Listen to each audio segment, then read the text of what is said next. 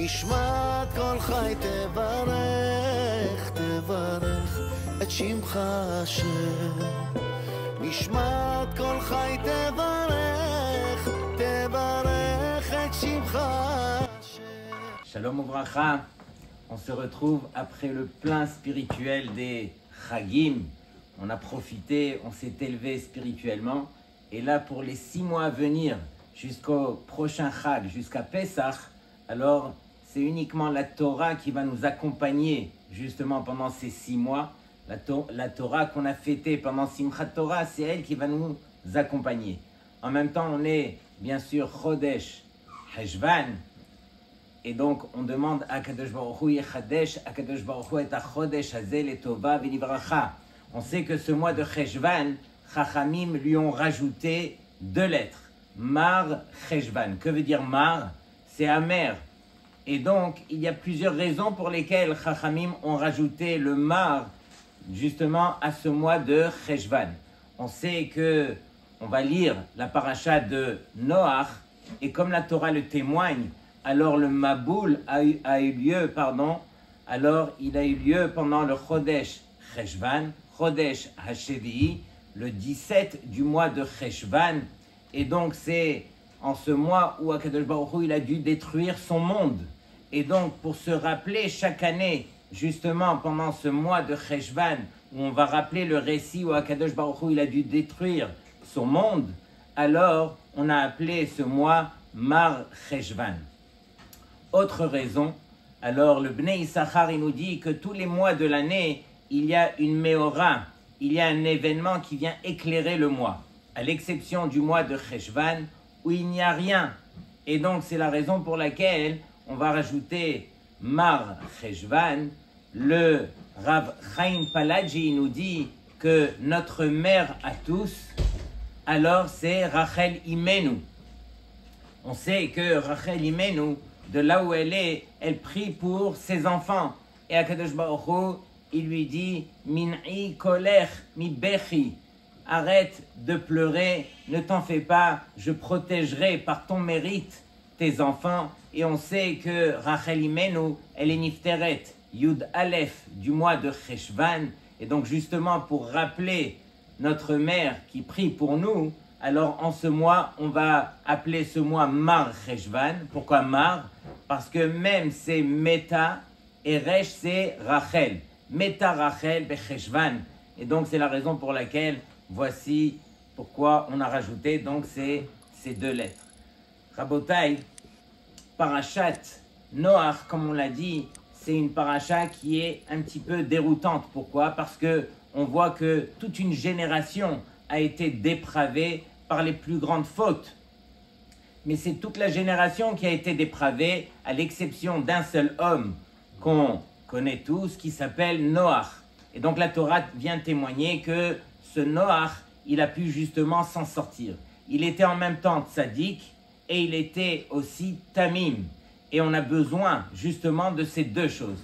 On a besoin du tzaddik et on a besoin qu'il soit tamim. C'est quoi tamim? Comme on va le voir tout de suite, je vais raconter une histoire qui a été citée par un grand rave en Israël. Et justement, c'est la raison pour laquelle on avait besoin justement de cette tmimout. Lorsqu'on parle de tmimout, c'est quelque chose qui est complet, quelque chose qui est parfait. Noach savait cacher quelque part ses actions, justement pour les faire uniquement pour Akadosh Baruch Hu.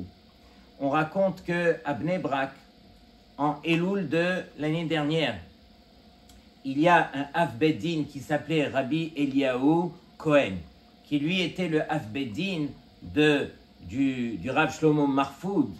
Et donc ce Rav est niftar en Elul de l'année dernière à l'âge de 91 ans. Et donc, il a eu, à l'âge de 70 ans, il a eu une grave maladie au cœur.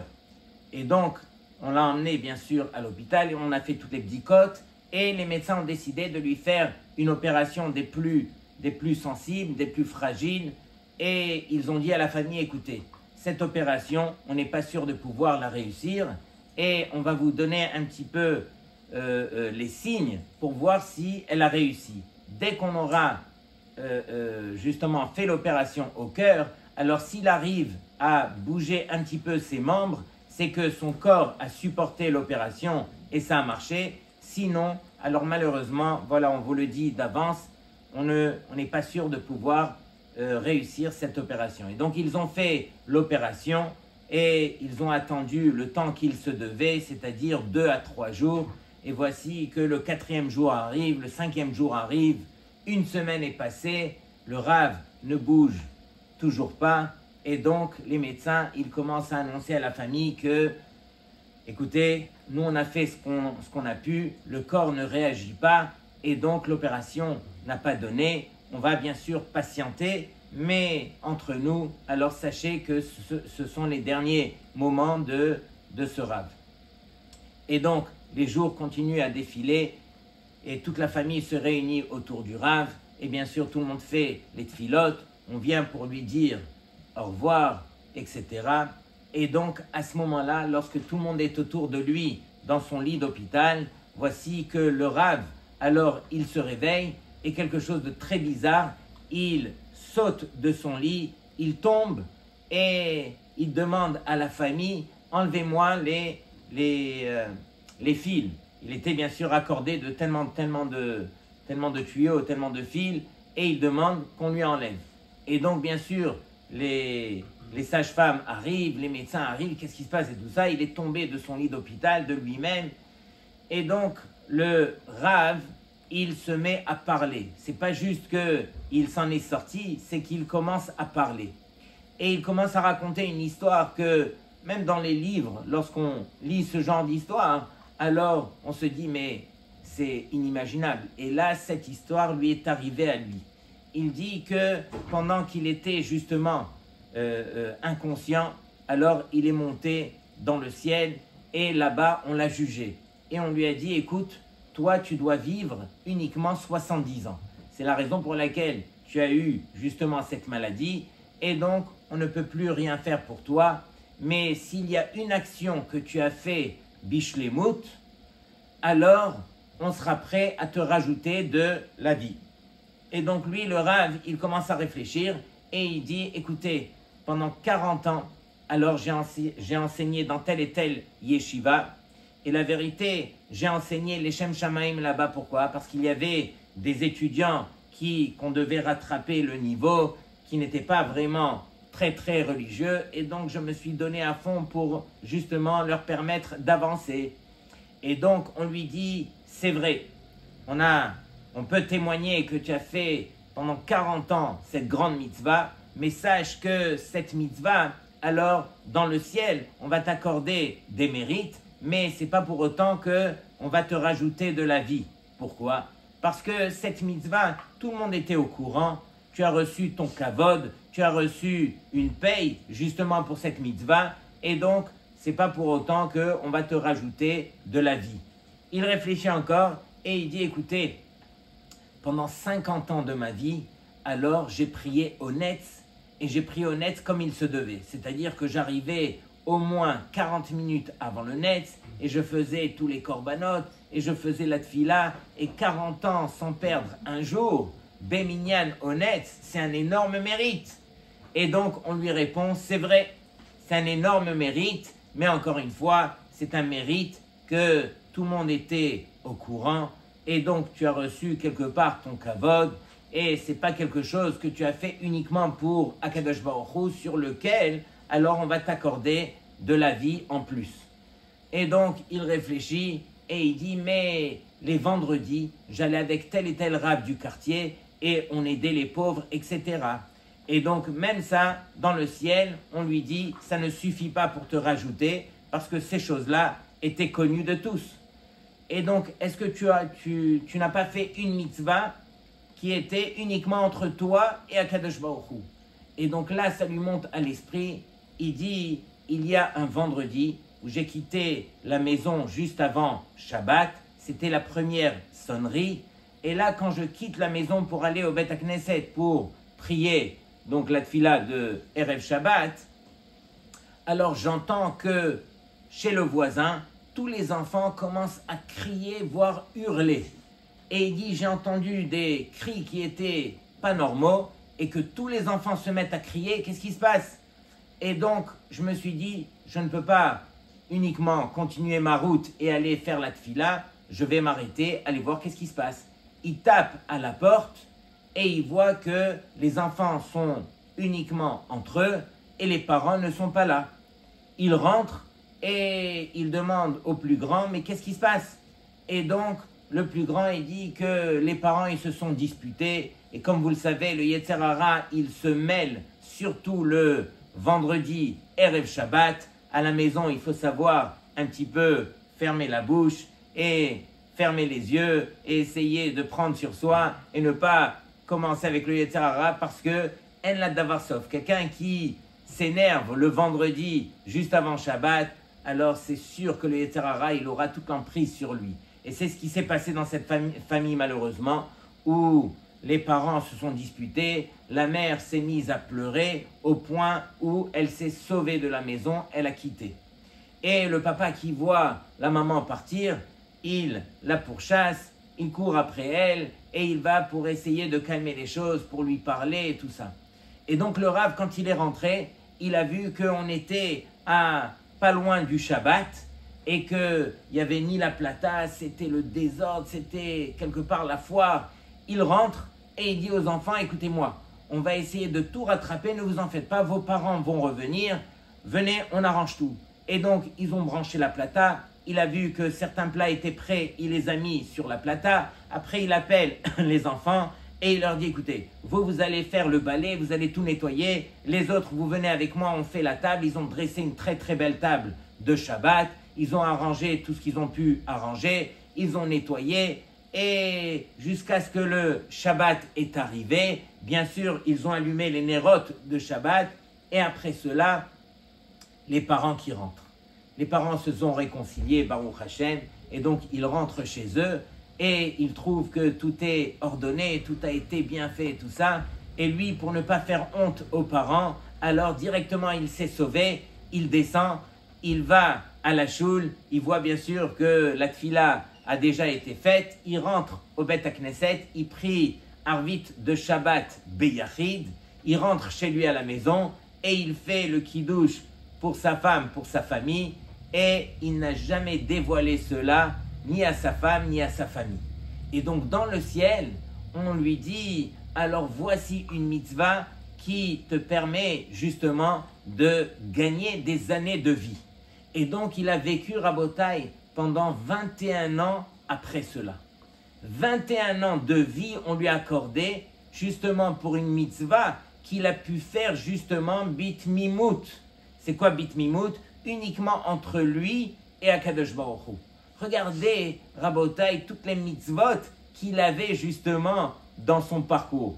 Il avait fait Torah, il avait fait la tfila honnête, il avait fait du chesed. Mais toutes ces choses-là, il avait fait aux yeux des autres. Il avait eu quelque part du kavod de cela. Et donc, Akadosh Baruch Hu, il dit, mais non, il y a certaines choses que tu devras apprendre à garder uniquement entre toi et moi. C'est ça Noach. Noach, il était tzaddik, mais il était aussi tamim. Et il y avait besoin justement d'être tamim dans cette génération où, comme on l'a dit, toute une génération qui est dépravée, qui ont fait Gilui Arayot, Shefichut Damim, Avodah Zara.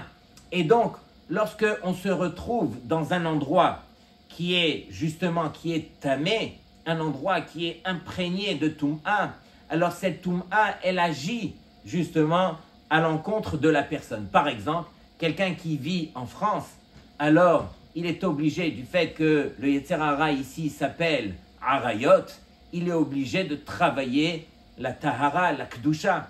Impossible de vivre en France si on ne travaille pas cela. Pourquoi? Parce que malgré nous, on est imprégné justement par la Toum'a de l'endroit. Quelqu'un qui vit aux États-Unis et qui ne fait pas attention justement aux valeurs de l'argent, lorsqu'on met l'orteil à New York, on a tous envie de devenir milliardaire. Comme tous les gens qui sont là-bas. L'argent, elle appelle tellement le pays que justement, on se fait influencer par cela. Donc on doit travailler justement Mammon. Il y a d'autres endroits dans le monde où c'est justement la achila, ta'ava ta'achila. Alors c'est les gourmets, c'est les restaurants, c'est etc.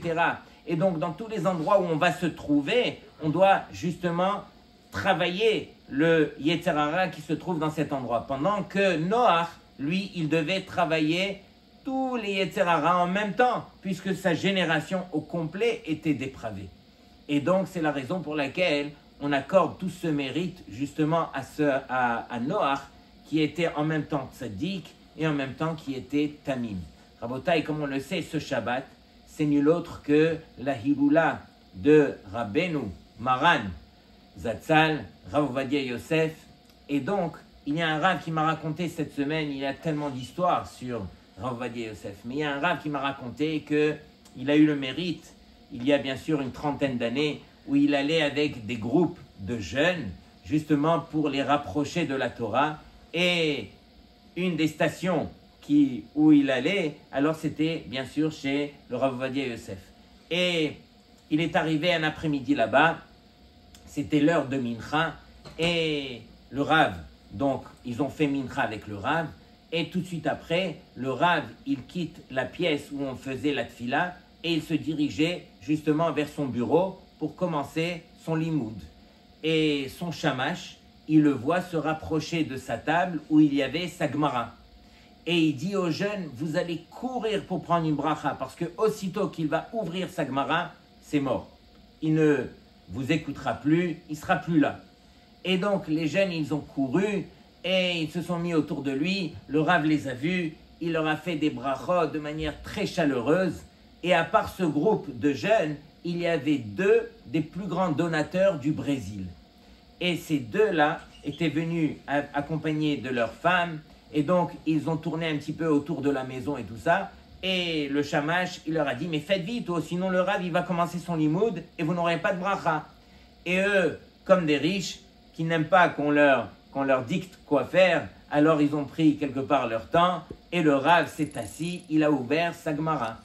Une fois qu'il a ouvert sa Gemara, le Rav était plongé dans son limoud. Les deux millionnaires sont arrivés et ils sont venus pour prendre la bracha.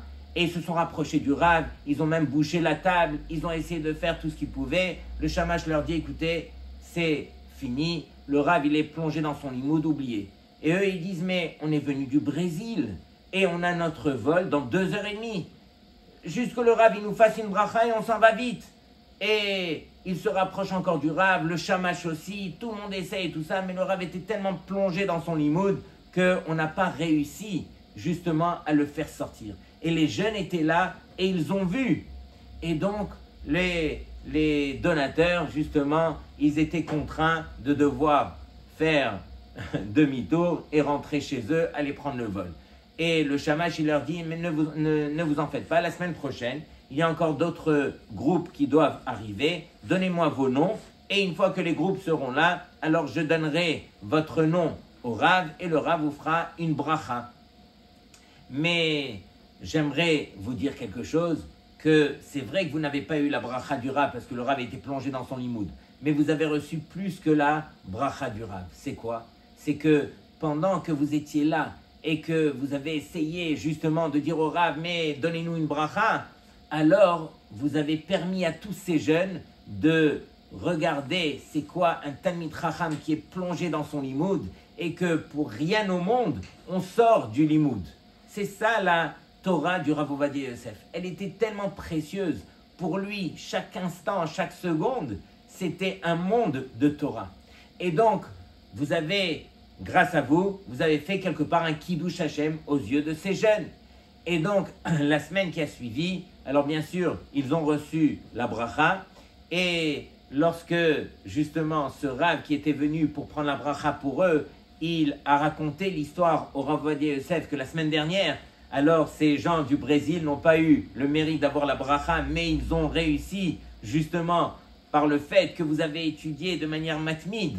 Alors, vous avez donné tout ce chizouk à tous ces jeunes qui vous ont vu plonger dans votre limoud. Alors, sûrement que ce limoud était encore plus grand que la bracha. Le Rav Ovadia Yosef, il a dit, tu as raison. Tu as raison, il n'y a pas de plus grande chose justement que le limoud, et plus que le limoud. C'est quelqu'un qui est matmid, qui va rester justement hatmadat akriya, c'est-à-dire qu'on est plongé dans notre limoud. c'est le temps qu'on a réservé pour étudier, alors on reste uniquement dans cela. Il n'y a pas plus kadosh, il n'y a pas plus important sur terre justement que le limoud. Et Rabotai, alors on voit dans la paracha justement que Akadosh Baruch Hu, lorsque Noach il finit par sortir de la Teva, alors on voit que Noach il a offert un korban à Hachem. Pourquoi? Bien sûr pour remercier Hachem. Mais Noach lui, lorsqu'on réfléchit, il est sorti de la Teva et il a vu un monde qui n'avait rien à voir avec le monde dans lequel il avait vécu. Et donc c'est une des raisons pour lesquelles les Mefarshim nous disent qu'il s'est enivré, il s'est saoulé, il a commencé à boire du vin parce qu'il voulait oublier un petit peu tout ce qui s'était passé. Tout son monde, tout ce qu'il avait connu auparavant avait disparu. Et là, il devait faire face à un nouveau monde, à quelque chose qu'il ne connaissait pas. Et donc, on peut imaginer combien c'était difficile pour lui. Mais regardez ce que le verset nous dit. Vayarach Hashem et reach hanichoach. Akadosh Baruch Hu, il a apprécié l'odeur du korban de Noach. Vayomer Hashem el libo. Et c'est là que Hashem se dit Lo osif lekalel od et ha'adama ba'avur ha'adam. Je ne vais plus maudire la terre à cause de l'homme. Pourquoi? Ki yetzer lev ha'adam ra' mineurav. Parce que le yetzer hara de l'homme, il est mauvais depuis son jeune âge. Velo osif od leakot et kol chai kasher asiti. Et je vais m'empêcher justement de détruire la terre, de détruire l'homme, parce que je réalise combien le yetzer hara de l'homme, il est mauvais. Donc Rabotai, ça c'est la raison qu'on retrouve dans notre parasha, dans parashat Noach. Mais on voit exactement le contraire lorsque Akadosh Baruch Hu, il a regretté d'avoir créé l'homme dans parashat Bereshit. Alors il va employer justement la même raison pour détruire l'homme. Regardez bien. Vayomer Hashem emche et ha'adam asher barati me'al pene ha'adama. Je vais effacer l'homme que j'ai créé sur la terre. Et pourquoi? Parce que Vayar Hashem ki rabba ra'at ha'adam ba'aretz. Lorsque Hashem il a vu combien l'homme, alors il avait fait de mal sur terre. Vechol yetzer marchevot libo rak ra' kol hayom. Et donc tout le yetzer hara de l'homme il est mauvais, alors Vainachem Hashem qui asa et Adam ba'aretz. Hashem a regretté d'avoir créé l'homme. Et donc Rabotai, regardez la question qui devrait sauter aux yeux. La même raison qui va pousser Hashem de ne plus détruire l'homme, qui est le yetzer hara qui est à l'intérieur de l'homme, alors c'est cette même raison que Akadosh Baruch Hu l'a poussé quelque part à détruire cet homme. Et donc, quelle est la différence qu'il y a justement dans la paracha de Bereshit où Hashem a détruit l'homme et dans Noach où Hashem, alors il va prendre de ne plus détruire l'homme. Regardez bien déjà dans le texte, on voit plusieurs différences. C'est marqué ici dans Bereshit, c'est marqué Ki rabba ra'at ha'adam ba'aretz vechol yetzer marchevot libo. C'est marqué et tout le yetzer de l'homme. Pendant que dans Noach, c'est marqué Ve ki yetzer. C'est pas marqué Vechol yetzer, c'est marqué Ki yetzer. Ensuite, c'est marqué dans Bereshit Rak ra' kol hayom. Il est uniquement mauvais toute la journée. Pendant que dans Noach, c'est marqué Ki yetzer lev ha'adam ra. C'est pas marqué ragra. Et c'est marqué Mineurav depuis son jeune âge. C'est pas marqué Kol hayom. Et donc, quelle différence y a-t-il entre l'homme qu'on retrouve dans Bereshit et celui qu'on retrouve dans Noach? Le Midrash nous dit que Noach, il a étudié Torah. Adam Arishon n'avait pas étudié Torah et donc il n'y avait pas d'espoir pour la génération de Adam Arishon. Comme on le sait, Akadosh Baruch Hu a détruit son monde en l'an 1656, depuis la création de Adam. Et donc, Noach, lui, il a eu le mérite d'étudier Torah. D'ailleurs, son fils était Rosh Yeshiva, Shem. Ever, son petit-fils, était Rosh Yeshiva. Le Midrash Tanchuma nous dit que Avraham Avinu, hispik lilmod, shmona shanim im Noach. Avraham Avinu, il a étudié 8 ans de Torah avec Noach. Et donc, Rashi le dit au début de la paracha de Noach, comment est-ce que Noach, il savait quels étaient les animaux qui étaient purs et ceux qui étaient impurs pour faire entrer dans la Teva. De là, Rashi, il en déduit que Noach lamad Torah. Et donc, un homme qui étudie Torah, même si son Yetzer Hara, il est mauvais et il a de mauvaises intentions, etc., la Torah, elle permet à qui que ce soit de revenir et de se retravailler et de se regagner quelque part. Et donc, c'est ça, quelque part, la paracha de Noach, où Noach nous redonne un vrai espoir. C'est ça que Akadosh Baruch Hu a voulu nous montrer, qu'il était prêt à détruire tout un monde. Hachem ne détruit rien. C'est l'homme par ses actions qui s'est tellement dépravé, comme on a dit, et toute une génération, qu'il s'est dit ça servait à rien de créer un homme pareil. Mais à partir de Noach, où Noach va donner justement l'espoir grâce à son Limud Torah, alors même s'il fait des erreurs, il pourra s'en sortir. Et donc le monde, je ne vais plus le détruire parce qu'à partir de là, on a trouvé la solution pour permettre à cet homme de continuer à exister. On dit que Noach, lorsqu'il a voulu vérifier si justement est-ce que le Maboul était terminé, qu'est-ce qu'il a fait? Il a choisi un oiseau qui était tamé, le Orev, le corbeau. Et pourquoi est-ce qu'il a choisi le corbeau? Il n'y avait pas d'autres oiseaux. Pourquoi choisir un oiseau qui est tamé? Le corbeau lui-même, il savait combien Akadosh Baruch Hu le détestait. Et même quand Noach, il a voulu envoyer le corbeau, il lui dit « Mais toi aussi tu me détestes et encore tu m'envoies. » Mais Noach, lui, qu'est-ce qu'il s'est dit? Il s'est dit plusieurs choses. La première, il s'est dit « Mais le corbeau, tu nous as fait un grand chesed. » Lorsque Caïn, il a tué son frère Hebel, il ne savait pas quoi faire du corps, il ne savait pas qu'il fallait l'enterrer. Et voici que Akadosh Baruch Hu, il a envoyé un corbeau qui a enterré un autre corbeau devant Caïn, et c'est là que Caïn a compris qu'il fallait enterrer Hevel. De la même façon que tu as fait ce chesed, alors fais-nous un autre chesed, et c'est pourquoi il a envoyé le corbeau. Mais le corbeau, lui, qui est tamé, alors justement, on ne sort pas de sa nature tant qu'on n'arrive pas à enlever la toum'a. Le corbeau, il dit, mais tu vas pas me dicter quoi faire, et c'est la raison pour laquelle je ne vais pas t'écouter. Et donc, il a été, et il est revenu. Autre raison que les Chachamim nous enseignent, c'est que c'est marqué que l'Ivnei Orev Asher Yikraou. On apprend énormément de choses, justement des enfants du corbeau.